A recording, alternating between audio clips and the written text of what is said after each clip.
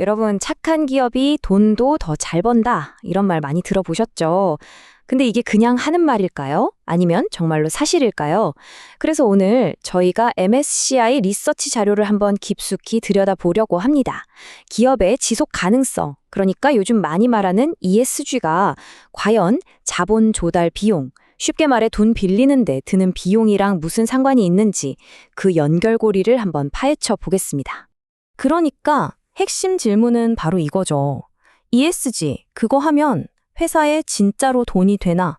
이게 뭐 막연한 기대나 좋은 말이 아니라 정말 차가운 숫자들이 데이터가 뭐라고 말하는지 한번 들여다보자는 겁니다. 자, 뭐 빙빙 돌릴 필요 없겠죠? 결론부터 바로 말씀드릴게요. MSCI 연구의 답은 아주 명확하게 그렇다입니다. 네, 진짜로 이득이 된다는 거죠. 이제부터 그 증거들을 하나씩 눈으로 직접 보여드리겠습니다. 근데 이 관계를 제대로 이해하려면 자본 비용이란 개념을 잠깐 짚고 넘어가야 돼요. 어렵게 생각할 거 전혀 없고요. 그냥 기업의 신용 점수라고 생각하시면 딱 맞습니다. 우리가 신용 점수 높으면 은행에서 대출이자 깎아주잖아요. 똑같아요.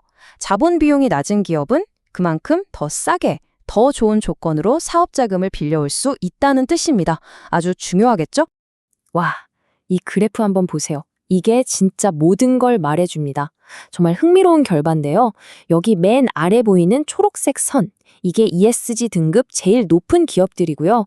저기 맨 위에 빨간색 선이 등급이 제일 낮은 기업들입니다. 자, 어떠세요? 몇 년 동안 한 번도 예외 없이 초록색 선이 빨간색 선보다 꾸준히 아래에 있죠? 이게 무슨 뜻이겠어요? 바로 ESG를 잘하는 기업일수록 돈 빌리는 비용이 훨씬 저렴했다는 아주 명백한 증거인 겁니다. 그럼 대체 얼마나 차이가 났을까요? 평균 1.1%포인트입니다. 1.1%에게 그거 별거 아니네 라고 생각하실 수도 있어요. 자, 보세요. 제일 잘하는 기업들은 평균 6.8% 이자를 냈는데 제일 못하는 기업들은 7.9%를 낸 거예요. 근데 이게 수천억, 수조 원을 굴리는 대기업 입장에서 보면 얘기가 완전히 달라집니다. 이 1.1%가 그냥 숫자가 아니에요. 매년 아낄 수 있거나 아니면 더 내야만 하는 수십억, 수백억 원의 돈입니다. 이건 뭐 바로 회사의 경쟁력 그 자체인 거죠. 아니, 근데 도대체 어떻게 ESG를 잘하는 게 돈 빌리는 비용을 낮추는 걸까요? 둘이 무슨 상관이 있길래요? 그 비밀을 한번 파헤쳐 보겠습니다. 여기에는 크게 세 가지 길이 있다고 합니다. 자, 이 그림이 그 원리를 아주 잘 보여주는데요. 첫 번째 길은 바로 현금 흐름입니다. 한번 생각해 보세요. 에너지 효율 높이고 쓰레기 줄이고 이렇게 ESG 경영을 잘하면 당연히 회사 운영비가 줄어들겠죠. 그럼 회사가 버는 돈, 즉 현금 흐름이 훨씬 안정적으로 됩니다. 두 번째는 개별 위험 관리입니다. 이건 말 그대로 그 회사에만 닥칠 수 있는 위험 같은 건데요. 예를 들어 환경법을 어겨서 벌금을 문다거나 직원들이 파업을 한다거나 이런 갑작스러운 사고 터질 확률이 줄어든다는 거죠. 훨씬 안정적이죠. 그리고 마지막, 세 번째는 시장 전체의 위험에 대한 대비입니다. 기후변화처럼 시장 전체를 흔드는 큰 충격이 왔을 때 ESG를 잘 챙긴 기업들이 훨씬 더 잘 버틴다는 거예요. 투자자들 입장에서 보면 어떻겠어요?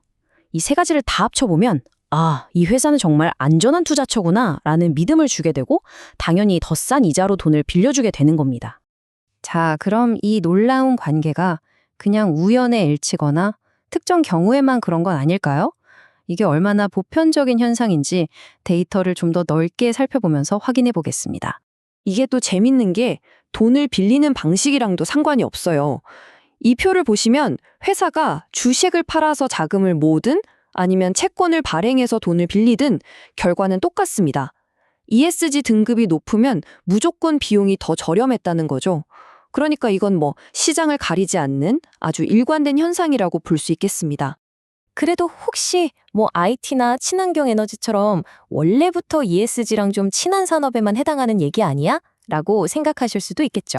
자, 이 그래프가 그 질문에 대한 답입니다. 한번 보세요.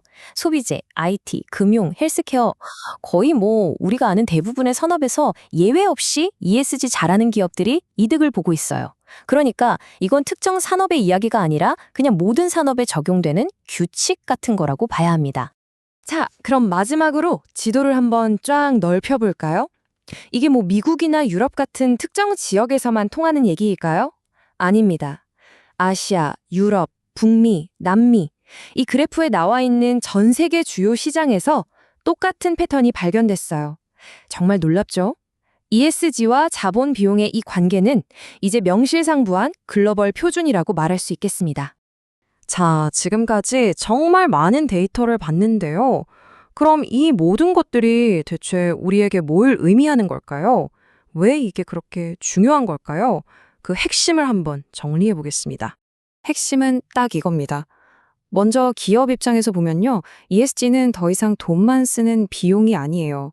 오히려 더 싼 이자로 돈을 빌릴 수 있게 해주는 아주 강력한 경쟁력이 된 거죠. 그럼 투자자 입장에선 어떨까요? ESG 등급은 이제 뭐 착한 기업을 고르는 도덕적 잣대가 아닙니다. 그 회사의 재무적인 위험이 얼마나 되는지를 정확하게 보여주는 아주 핵심적인 금융지표가 된 겁니다. 이게 시장 전체로 보면 정말 긍정적인 신호를 주는 거예요. 지속 가능성을 챙기는 게 결국 돈이 된다라는 아주 강력한 동기부여를 해주니까요. 자, 지금까지 살펴본 모든 데이터를 종합해보면 결국 우리는 이런 질문과 마주하게 됩니다. 지속 가능성이라는 게 그냥 좋은 일 하는 수준을 넘어서 회사의 재무적인 위험을 확실하게 줄여주는 전략이라면 과연 이게 언제까지 기업들에게 하면 좋고 안 해도 그만인 그런 선택사항으로 남아있을 수 있을까요? 어쩌면 우리는 이미 그 변곡점을 한참 지나고 있는 건지도 모르겠습니다.